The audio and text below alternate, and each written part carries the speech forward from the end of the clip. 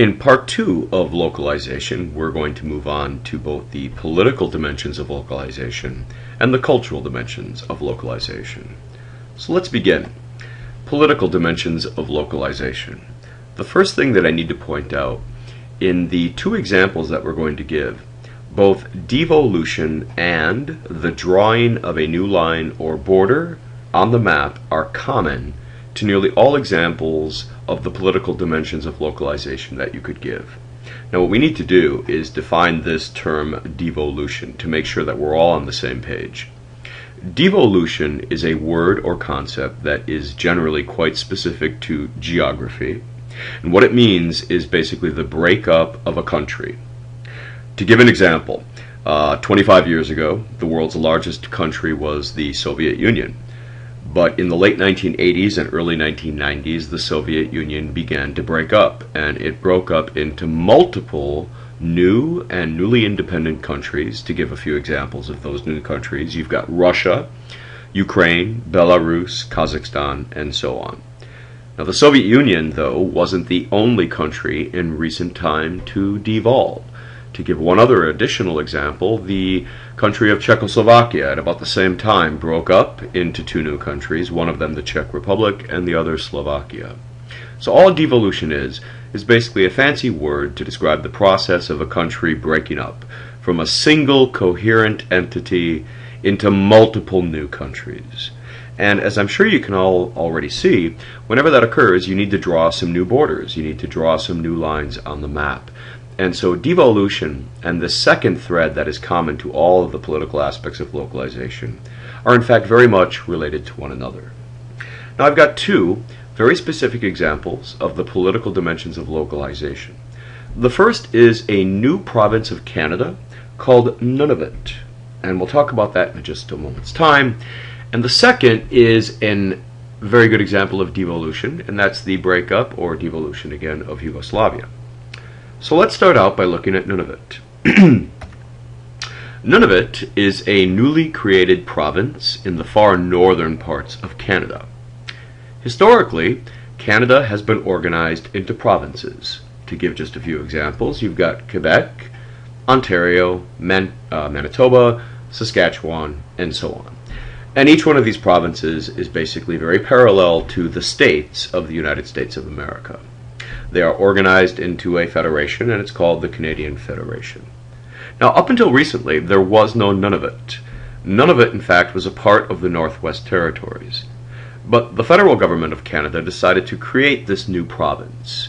The reason that they did is because the people who live in this far northern part of Canada have historically felt like they're not really a part of the Canadian body politic. They feel isolated. They feel like their voice isn't really all that well represented in the Canadian government, which is located in a very distant location, way down here in the south, near the border with the United States in the city of Ottawa. So the people who lived here actually even threatened to go their own way and create their own new country called Nunavut, but the government of Canada said, no, let's come up with a compromise. And the compromise was, we'll create a new province called Nunavut. Now, why this is a really good example of localization is, in order to do so, they had to draw a new line on the map. That new line would basically set the borders of Nunavut. They also had to create a new capital city for the new province of Nunavut. It's kind of hard to pronounce, but it's called Iqaluit. That new capital city would be responsible for managing and policing the borders of Nunavut. And it would also represent a new degree of political self-sufficiency and control over their own political destiny that they didn't have until this new province was created. So, the reason then that this is a good example of the political side of localization is because a new line was drawn, a new border was created, and that border, in fact, is meaningful. Now, refresh your memory as to what the political aspects of globalization were all about.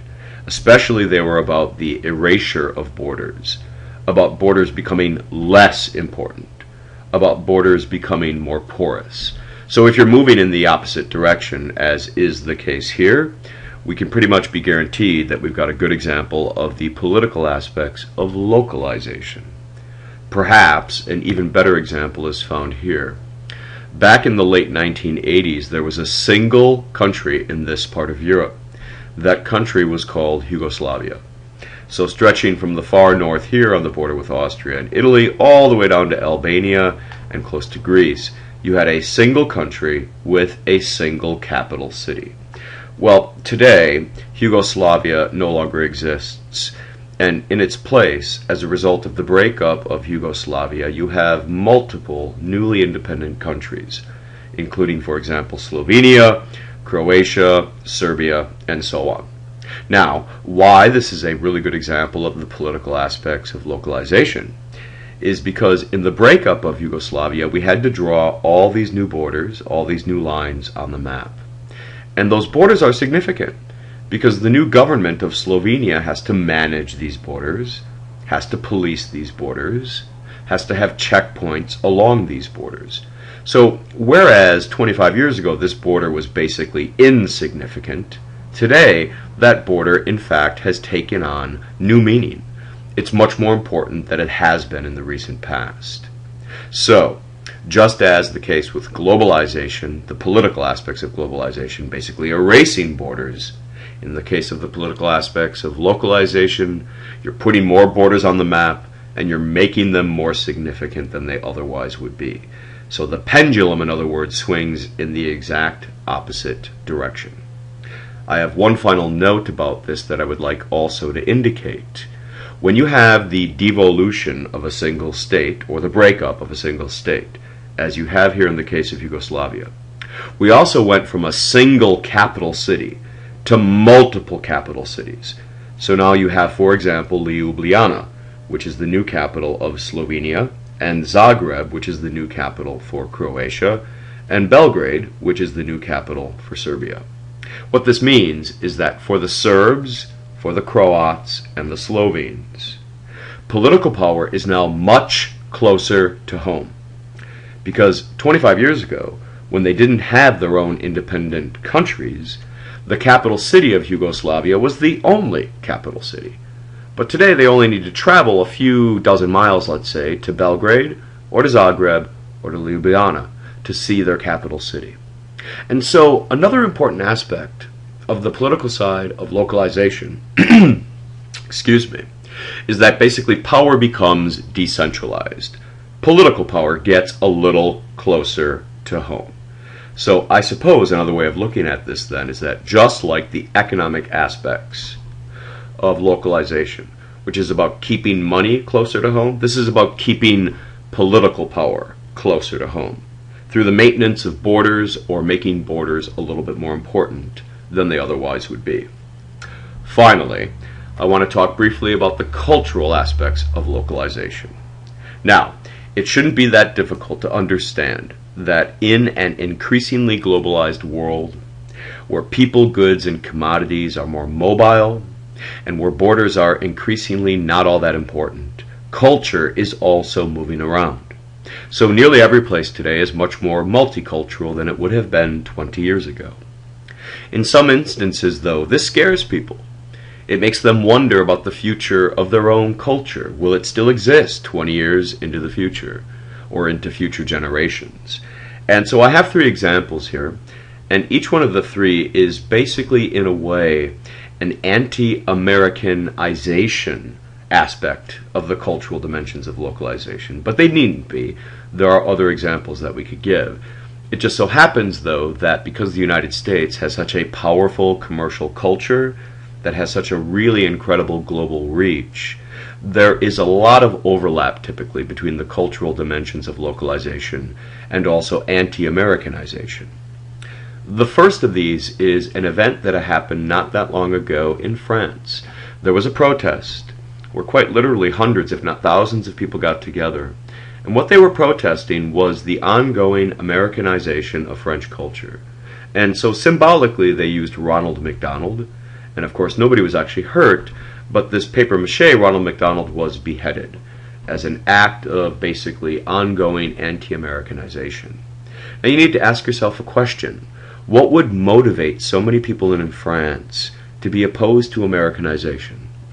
Basically what it boils down to is that especially for middle-aged people in France, what they see is a lot of young people who are behaving just like Americans. They're texting, they're playing video games, and they're also changing the way in which they relate to food. Instead of sitting down at a meal and having a long meal with your family where you talk and you eat slowly and perhaps you eat locally grown foods, more and more young people in France are eating at McDonald's. And they're eating on the go. And as a result, there are some people in France who think that some of the central elements of French culture are threatened. They're going to disappear as this younger generation gets older. And so for them, Ronald McDonald basically represents the outside world, certain elements of American culture that they don't like. And so symbolically they're saying enough is enough. We need to preserve our French culture. A very similar kind of thing happened recently in Canada, where the government, the federal government, passed a series of laws that basically mandate that on Canadian radio stations, 1 out of every 10 songs has to be a Canadian artist. And the reason they did so is a way of preserving a certain element of Canadian national identity. Imagine that in Canada, living so close to the United States with its very loud, very brash commercial culture, there are a lot of people who say to themselves, hey, how are we different from the Americans? What gives us our identity? And so Canadian identity is very weak, it's not well constructed, and the result is that this was basically a way for people in Canada to have something to hang on to and say, this is what makes us Canadian. And then finally, I have an example in Germany, and it's very similar to the other two.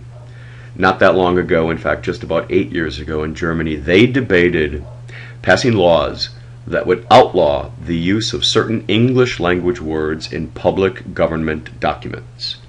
The words that were very controversial, in particular, were those words that are associated with internet technology. So, to give a really good example, the words web page, download, and email. They're all basically English language words, and they penetrated German culture, especially young people. Young people were using these words all the time. And so what ended up happening is that it created a controversy because a lot of middle-aged Germans took a look around and they said to themselves, well, what's going to happen to the German language? Maybe it won't even survive into the middle part of the 21st century with all these words that are coming from the English-speaking world. And especially for the young, if they are going to use these words, it's going to forever change certain ways in which we understand the German language. And so although they didn't pass these laws, they debated them. And it suggests, I suppose, a little bit of anxiety about how powerful American culture is and its ability to penetrate cultures that are really distant. And so this was a reaction against globalization. And it's therefore a really good example of the cultural aspects of localization. Rebuild the walls, preserve your own culture in the face of an increasingly globalized world. All right, in our next video lecture, we're going to move on to our first theme. That's demography. And I'd like all of you to begin reading chapter 2